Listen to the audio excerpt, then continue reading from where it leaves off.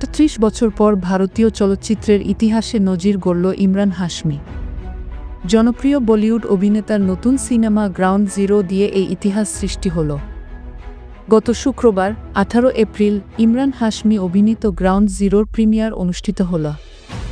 বিনোদন জগতে এ যেন এক ঐতিহাসিক মুহূর্তে রূপ নিল। শ্রীনগর, যেখানে রাজনৈতিক ও পরিস্থিতিগত কারণে সারা বছরই সহিংসতার উত্তাপ থাকে, সেখানে মানুষের বিনোদনের জন্য আইনক্স চালু করে ইতিহাস গড়েছিল আঞ্চলিক প্রশাসন।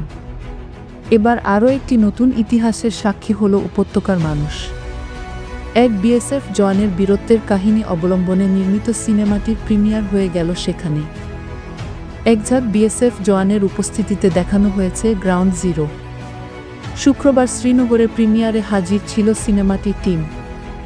সেখানে গিয়ে ইমরান বলেন, আমার কাছে এটা একটা বড় দিন।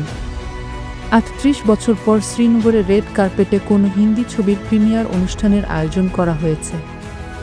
এদিন আইনক্সে প্রিমিয়ারে সিনেমা টিমের সঙ্গে হাজির হয়ে সিনেমাটি দেখেছেন সীমান্তরক্ষী বাহিনী, জম্মু ও কাশ্মীর পুলিশের কর্মকর্তারা এবং উপত্যকার বিশিষ্ট ব্যক্তিবর্গ।